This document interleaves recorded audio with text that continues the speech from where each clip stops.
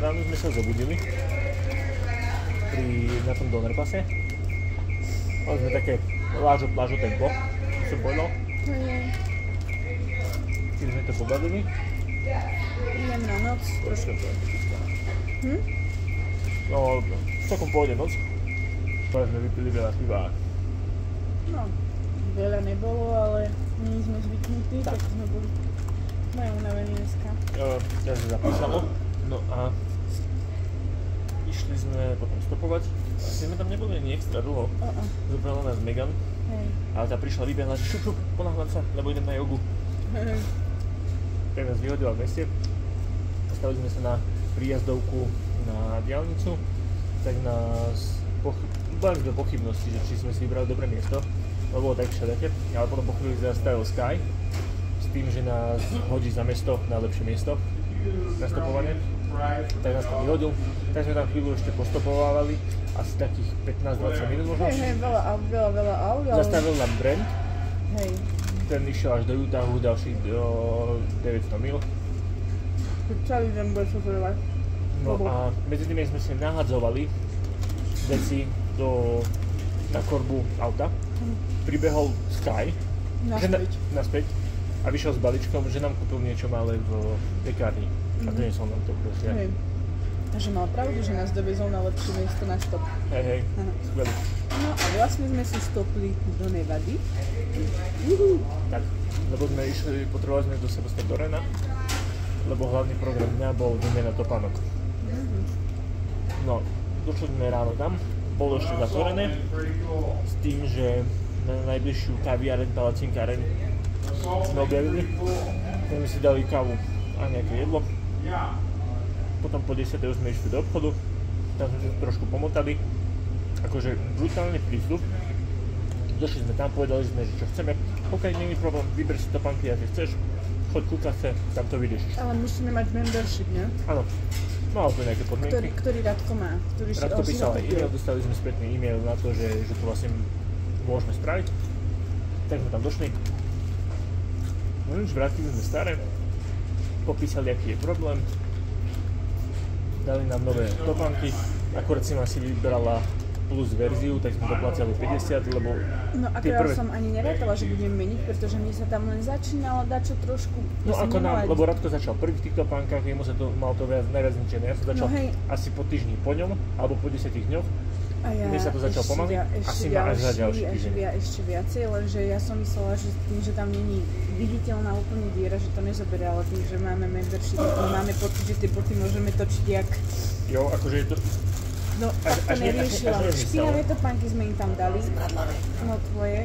A akože nič, chudera dievka, usmievala sa na nás celý čas, všetko to tam naťukala, síce sme to asi robili 15 minút, nie? Mala s tým robotu, ale paráda. úplne v pohode, bez problémov, servis 100%. Perfektné, ale rej, nie auto. Áno. Tak ty si zobrala tie pluska? Ja som si zobrala naspäť plus, s ktorými som začala, prešla som s nimi 1500 km, takže dúfam, že mi vydržia až do Oregonu. Tak máme všetci traja prosím nové topánky za nič. No a potom sme sa dohadovali, že čo a jak. Radi s Gabi zostávajú tu v meste, kúpili si ubytko. Je to také, lebo vlastne tu sa spí, tu sú samé kasína. A to ubytko nie je až také drahé. Je strašne na rozdiel od ostatných miest. No, mali sme voľno v tom tahu pred 3 dňami. Akože bol by to asi zážitok, ale neviem úplne, či by som išla do kasína. Ako pozrieť asi, hej? Aj nejaký bazén tam je. Akože vyzeralo to super. Vyzeralo to super, ale bez tak ešte už sú už 4:04, ešte stále nemáme kúpené jedlo, dobité veci, takže budeme radi, keď sa vôbec dostaneme naspäť na trail.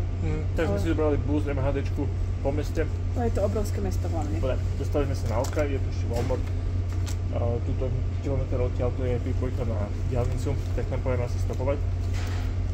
A teraz došli sme, lebo umírame hladom, tak sme došli do prvého, čo sme našli Burger King. Tak sa napapame a pôjdeme do Walmartu spraviť si zásobu. A teraz je všetko. Z Burger Kingu sme išli do Walmartu. Teraz sme nakúpili, čo nám trebalo. Boli sme sa predtým pýtať, či si tam nemôžeme niekde nabiť powerbanku, všetci boli takí moc neochotní. Tak, nič, nakúpili sme. A potom tam bol jeden taký priestor, keby nespravený obchod, tak sme si tam obsadili zem, boli tam nabíjačky. Takže sme nabíjali, pobalili sme si. Nikoho sa nepýtali a nikomu to nevadilo, každému to bolo jedno. No a potom sme sa zbalili a išli het. Asi kilometr aj niečo sme mali k pripájaču na diaľnicu. Tak sme sa tam postavili chvíľu asi. Rovno pred značku zákaz chodcov, ale boli sme pred ňou. A potom asi po pol hodine, 35 minút to trvalo. Tak nám zastavilo auto, zobral nás Scotty. Scotty išiel bratovi opravovať auto do traky. A nejak sme sa zakecali s ním a nakoniec povedal, že nás zavezie až tam, kam potrebujeme. Hej. On už len tak, jak len zastavil auto hneď. Či šlapeme, to asi. Hej, každý, kto to pozná, tak rozpozná hajkera. A celkom sme sa pokecali, však asi hodinu sme sa Hej, asi nás príbeh zase zaviezol ďalej, nie sme všetci na začiatku chceli. To je super. Aj on bol super. Hej, zaujímavý.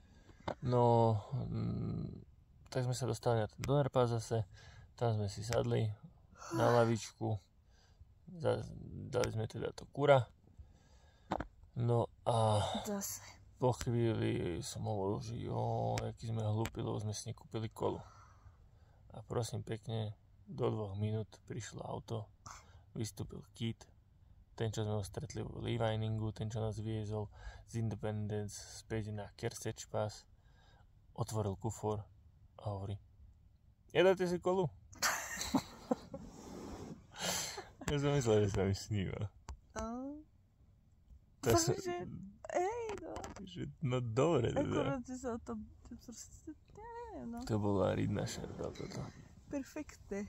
Tak sme sa mu trošku pripomenuli, on si zase nás zapísal, odfotil a hej, potom si na nás trochu spomenul. Asi pôjdeme ďalej, lebo našli sme jedno kempovisko s dobrým výhľadom, že teda ráno tam svieti slniečko. Tak sme sa do toho pustili. Ale bolo 8 hodín večer. 8 hodín 5 minút. A nejak sme šlapali, až sme našli pláceček, sa nám zdalo na skale hore, že by tam mohlo byť rovno. Tak sme tam vybehli a sme tu. Perfektné miesta. Chceli sme spať na kouboja, fakt normálne sme si nevedeli vybrať. A zrazu komár sadol na Boba a druhý a my že... No až potom 17. a pri 28. som povedal, že dosť. Takže sme v stane. Super. Asi dobre, lebo prestalo fúkať a to by... Jo. Dopadlo dobre. Takže... My sme dneska nerobili a sme zničené, keď sme prešli však to je horšie, než chodiť tu z tieto mesta. Oni si dáme spať a zajtra ideme robiť veľké kilometre. Dovidenia, dobrú noc.